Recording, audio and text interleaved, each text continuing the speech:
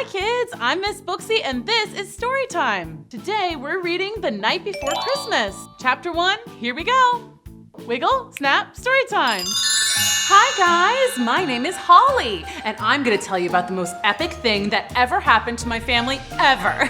It was this one time I actually met him. You know, the guy in red, Saint Nick, Kris Kringle. You probably know him best as Santa Claus. So get this, 'twas the night before Christmas when all through the house, not a creature was stirring, not even a mouse. I mean, we were stirring because we couldn't wait for Christmas morning. Aw, that's so sweet. This is my kid brother, Gabriel. His favorite day of the year is Christmas, so you can imagine how excited he was. The stockings were hung by the chimney with care, in hopes that St. Nicholas soon would be there. The kids made a lot of preparations for Christmas Eve and for the arrival of Santa. They hung their stockings, they baked cookies, and made a plate for Santa. Don't forget a carrot for Rudolph. They tidied their rooms, they brushed their teeth, they wrapped presents, and finally they said goodnight to their parents. The children were nestled all snug in their beds, while visions of sugar plums danced in their heads. And Mama in her handkerchief, and I in my cap, had just settled in for a long winter's nap.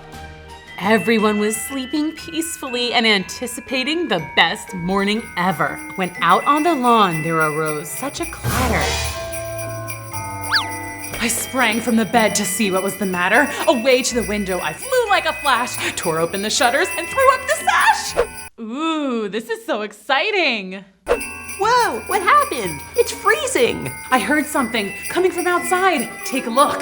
The moon on the breast of the new fallen snow gave the luster of midday to objects below. Gabe, look over there! When what to my wondering eyes should appear but a miniature sleigh and 8 tiny reindeer! Whoa, I always knew reindeer existed. I just knew it. With a little old driver so lively and quick, I knew in a moment it must be Saint Nick. I can't believe this is actually happening. Santa Claus is coming to our house. No one at school is gonna believe me when I tell them. Look at the reindeer. They're so magical. The reindeer and sleigh got closer and closer to the kid's house. More rapid than eagles, his coursers they came, and he whistled and shouted and called them by name. Ho, ho, ho! Now Dasher and Dancer, now Prancer and Vixen, on Comet, on Cupid, on Donder, on Blitzen, to the top of the porch, to the top of the wall. Now dash away, dash away, dash away all! Ho, ho, ho! Wow, this is so fun! As dry leaves that before the wild hurricane fly, when they meet with an obstacle mount to the sky. So up to the housetop the coursers they flew, with a sleigh full of toys and St. Nicholas too. He's here, you guys, he's really here! And then in a twinkling, I heard on the roof the prancing and pawing of each little hoof. The reindeer must be so tired from going to so many kids' houses tonight. Yeah, I hope they like the carrots we left them. Maybe they will want some hot chocolate? Maybe. Let's go downstairs. I think I hear a rustling in the chimney. As I drew in my head and was turning around, down the chimney St. Nicholas came with a bound. What do you think is gonna happen next? Let's go on another adventure. Come on. Chapter 2, here we go. Wiggle, snap, story time. So Gabe and Holly were waiting by the chimney as good old St. Nick barreled down towards them. I see his boots. I see his bag full of gifts. And like that, Santa popped down the chimney and the kids got to see him in real life. He was dressed all in fur from his head to his foot, and his clothes were all tarnished with ashes and soot. I can't believe it. It's actually really him. Look, a bundle of toys he had flung on his back, and he looked like a peddler just opening his pack. He was even more magical looking than they imagined. His eyes, how they twinkled, his dimples, how merry. His cheeks were like roses, his nose like a cherry. His droll little mouth was drawn up like a bow, and the beard of his chin was as white as the snow. Do you think he has the art supplies I wanted in there? I really hope he has the science kit I asked for. Wow, that is so cool. While the kids wondered about their gifts, Santa took a look around with a smile. Look, Gabe, I think he likes the note that you left him. He's laughing. He had a broad face and a round little belly that shook when he laughed like a bowl full of jelly. Yeah, it was Def the reindeer joke that did it. I mean, come on. A reindeer walks into an ice cream bar? Yeah, Gabe. We all know that joke. You've told it like 100 times. Meanwhile, Santa was making his way around the room, smiling at family pictures, filling stockings, and warming himself by the fire. He was chubby and plump, a right jolly old elf, and I laughed when I saw him in spite of myself. Hey, Santa, welcome to our house. We hope you're having a magical night. Whoa, he sees us. I hope we aren't in trouble. But a wink of his eye and a twist of his head soon gave me to know I had nothing to dread. Shh, he's unloading the presents. He spoke not a word but went straight to work and filled all the stockings, then turned with a jerk. And after Santa was done with all the presents, things got a little silly. He took off his boots and sat by the fire to rest. We didn't want him to miss out on our awesome Christmas cookies, so... OMG, I love it! Here, you go, sir, Santa, Saint Nick. Hello there, kids. Why, thank you so much. I made the green Christmas tree ones. They're lemon flavored. These are delicious. The best cookies I've had tonight. Although I was in Italy and had some of the most delicious biscotti. That was a Christmas treat. Whoa, that is so cool. And then in Holland, I had these scrumptious cookies called speculoos. I wish we could go on a Christmas cookie world tour. Sounds like a sweet dream. Oh, do you want to play a game with us? It's our Christmas Eve tradition to play pin the tail on the reindeer. Well, it's not a real reindeer, just a paper one. They decorated a gingerbread house. They wrapped gifts for their presents. They drank hot cocoa. They played dreidel. They listened to Santa tell stories from the North Pole. Yay, I'm so happy. Finally, the kids started to feel really tired. It was the middle of the night after all. Ho, ho, ho! Well, this was so much fun, kids! But I should get going. I have so many houses to visit before morning. Yeah, we should get to bed. Thank you so much, Santa. See you same time, same place next year? Sure, just keep yourself on the nice list and not that naughty one. Ho, ho, ho, ho! Then you'll see me again next year. Say hi to Mrs. Claus for us. Will do. And laying his finger aside of his nose and giving a nod up the chimney, he rose. Come on, let's go look out the window. Hi, Rudolph. He sprang to his sleigh, to his team gave a whistle, and away they all flew like a down of a thistle. See you next year, Santa! Then I won't even bother my sister. I'll be well behaved, I promise. Me too! I heard him exclaim ere he drove out of sight, Happy Christmas to all, and to all a good night. What a great story. Thanks for coming to Storytime. See you next time. Bye!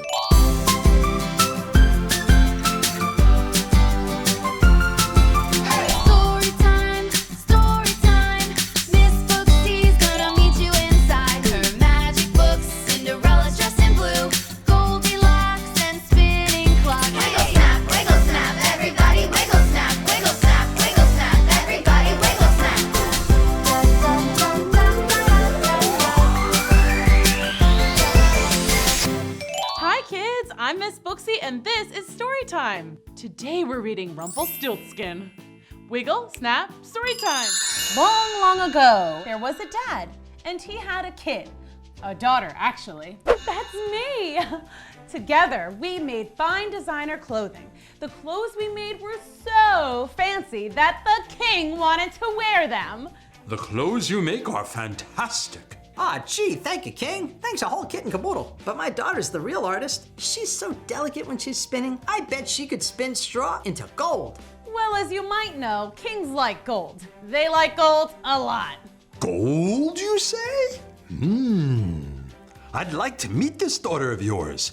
Send her to my castle for brunch this Sunday. we'll have Melba toast and salmon lox. So that Sunday, I went to the king's castle for brunch. But instead of Melba toast and salmon lox, I got horse hay and dungeon lox. Oh dear! The king locked me away in the dungeon. What? No, that can't be. You can come out once you spin all this straw into gold. I didn't actually know how to spin straw into gold. That was just a figure of speech. Somebody please help me! Why, hello there. A little elf man appeared. I see you need to sew some straw into gold. That happens to be my specialty. That's pretty random. But okay, I don't have much, but I'll give you anything. How about that necklace of yours? It's very pretty. And even though this necklace was a gift for my BFF Snow White, I made the deal. I couldn't be stuck in this stinky dungeon forever. What would you do if you were there? The elf man worked his magic. He sang while he worked, which was kind of annoying, but he was helping me out. When the king came back in the morning, the hay was gone, and in its place, pure gold. The king was utterly flabbergasted. I'm utterly flabbergasted. Well, I'm pretty good at this, obviously.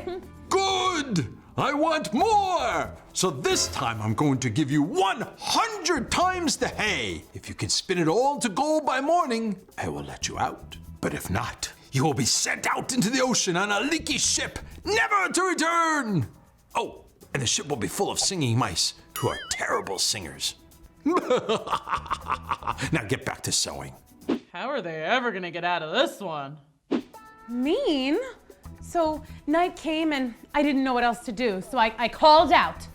Hey, magic little dude. I forgot your name, but I need you. So, you need more help, do you? I do. It's gonna cost you. Anything. I'll give you anything you want. Pinky promise?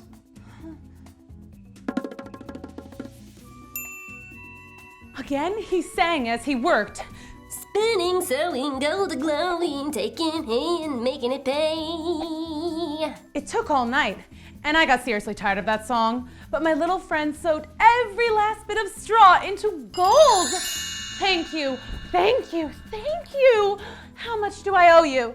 On the night of your first son's first birthday, I will return to take him as my own.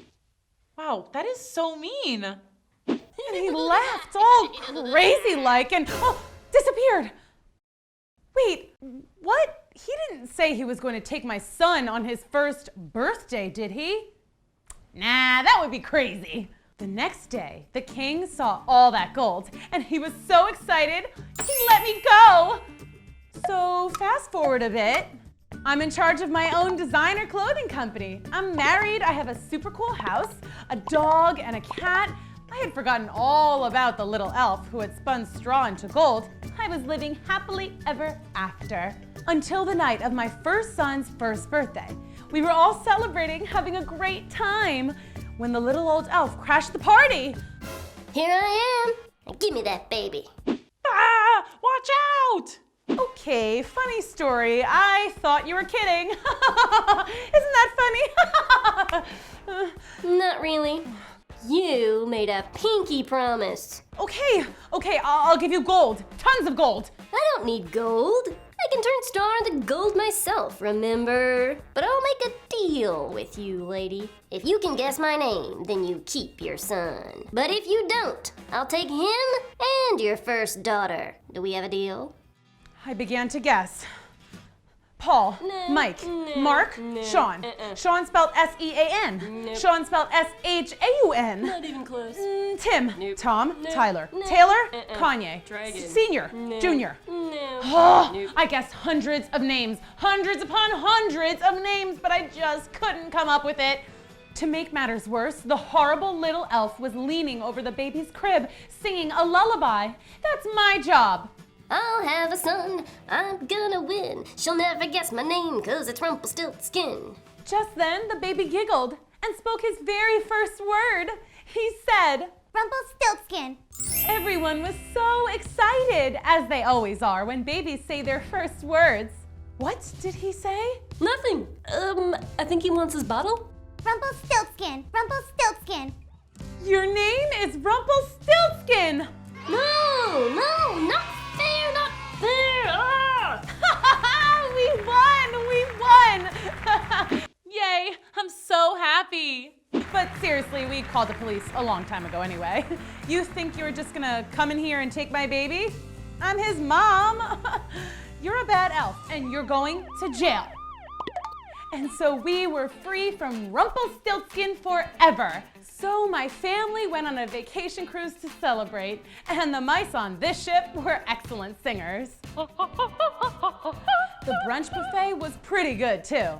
Smoked salmon was perfection. Mwah! The end. Wow, that was so much fun. Thanks for coming to Storytime. See you next time. Bye.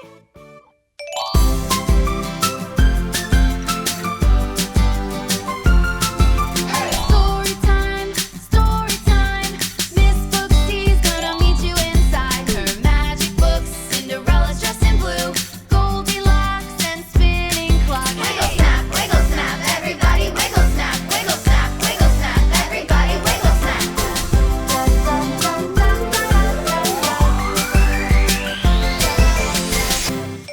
Hi kids, I'm Miss Booksy and this is Storytime. Today we're reading A Christmas Carol. Wiggle, snap, Storytime. Bah humbug! Ebenezer Scrooge owned a factory that made toys, which should be awesome, right? Who doesn't love toys? But it wasn't awesome at all because Mr. Scrooge was very mean to his workers. He made them work too much and paid them too little. He wouldn't even let them take any toys home to their children. Not even this kind of broken one? My son Tim would love to have a toy of his own. No way. I'll sell it for parts. Get back to work, Cratchit. The workers didn't even get to take off on their birthdays. Keep working. That's so not cool. The only holiday they got was Christmas Day. And that's where our story begins, kids. The day before Christmas, Ebenezer was at home alone, counting his money. 3,000,001, 3,000,002, and... What? We wish you a Merry Christmas. We wish Bah you a Merry humbug! Christmas. Now where was I? 3,000,003, 3,000,004. Hello, we're collecting money for a Christmas dinner for the poor. Tell them to eat their lunch more slowly and make it last. 3,000,004, 3,000,000. This time, it was Ebenezer Scrooge's nephew, Fred. Fred invited him to a family party, but Scrooge said he couldn't go. Sorry, Fred. I don't like people. And besides, I won't be finished counting my money by then. Okay, well, Merry Christmas. Bah humbug! I wish everyone would just leave me alone! Wow, that is so mean. Later that night, Scrooge was fast asleep. Suddenly, there was a knock on his door. If you're here to tell me Merry Christmas, I'm gonna call the police! Oh, a ghost! Boo! Oh, sorry, that's my ghost hood. I made it myself. Hello, Mr. Scrooge. I'm the ghost of Christmas past. Now let's take a walk. No thanks! Ugh. Well, that wasn't very nice. Sure, whatever you say, ghost. The ghost of Christmas passed, and Scrooge traveled back in time. They were inside a house and saw a happy little kid. Who's that brat? And why does he look so happy? He doesn't even have any toys. That's you. You were happy then. This was your favorite time of year. I think you especially loved singing carols. Don't you remember? Nope. Well, do you remember this? Scruffles! Oh, that's my dog Scruffles! Oh, he was my best friend! I got him for Christmas that year, even though my parents were allergic. Me and old Scruffs used to do everything together. Aw, that's so sweet. Okay, I get it. I'm supposed to learn a lesson, right? Well, it ain't gonna work. A humbug! Oh, you're not done yet. And poof! The ghost disappeared and Scrooge was back at home. He started to go to bed when there was another knock on his door. Ah, sheesh. Who are you supposed to be? Hello, Mr. Scrooge. I'm the ghost of Christmas present. Presents? You got presents for me? Great! What is it? No, I mean present as in now. Not the past, not the future, the present. Well, why didn't you just say that? The Ghost of Christmas Now took Scrooge to a very small house. It belonged to his assistant, Bob Cratchit. It looked like Christmas Day, but there was very little food on the table and no presents under their little tree. Yet, everyone looked happy. Tiny Tim hugged his dad and said, "It's okay we don't have any presents this year, Papa. I'm just glad we get to spend the whole day with you." Wait, let's zoom in on that. Is that a tiny tear? Looks like Ebenezer Scrooge might have a heart after all. OMG, I love it. Are you crying? No, I think it's raining. No, it isn't. Whatever, let's go! One more stop. This time, the Ghost of Christmas Now took Scrooge to his nephew Fred's house. The whole Scrooge family was there. Fred clinked his fork on a glass and made a toast. Toast with jelly, maybe a little butter. That's how I like my toast, you know. No, not a piece of bread toast. This kind of toast. To family, the most important thing in the world. To family. If only Uncle Ebenezer were here. I wish he knew how much we love and miss him. What? Love me? Seriously? For real? Hey, I'm right here, guys! You know they can't hear you, right? Oh, I'm sure they're just joking anyway. Okay, that's it for the present. Goodbye. And suddenly, Scrooge was back at home. But before he could climb back into bed, there was, you guessed it, another knock on the door. Sup, I'm the ghost of Christmas future. Hop into my time machine. That looks like a regular horse and buggy. These horses are really fast. Hold on. They hopped onto the horse and buggy, and the Ghost of Christmas Future took Scrooge forward 20 years. Wow, this is so fun. Scrooge saw a very old man who was all alone and awfully miserable. Who's that? That's you. Me? Why do I look so sad? Oh, am I not still rich? You're lonely. You finally got your wish that everyone would just leave you alone.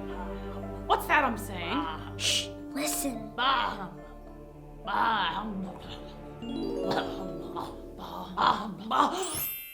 It was Christmas morning, and Ebenezer Scrooge knew what he had to do. He jumped out of bed and filled his pockets with money. He ran to his toy factory and filled a giant sack with toys.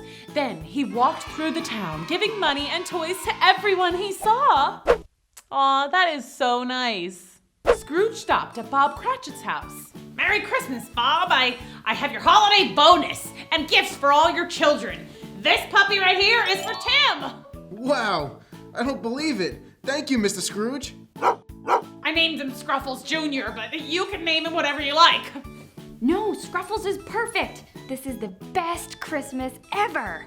Ebenezer Scrooge thought so too, but he still had one more stop. He went to Fred's house and joined the family party. They sang carols, ate cookies, and Ebenezer even gave a special toast. To family. To family. Mr. Scrooge had learned a very important lesson. And from that day on, he tried his best to be generous and kind. He even stopped saying bah humbug. Bah! Merry Christmas. What a great story. Thanks for coming to Storytime. See you next time. Bye.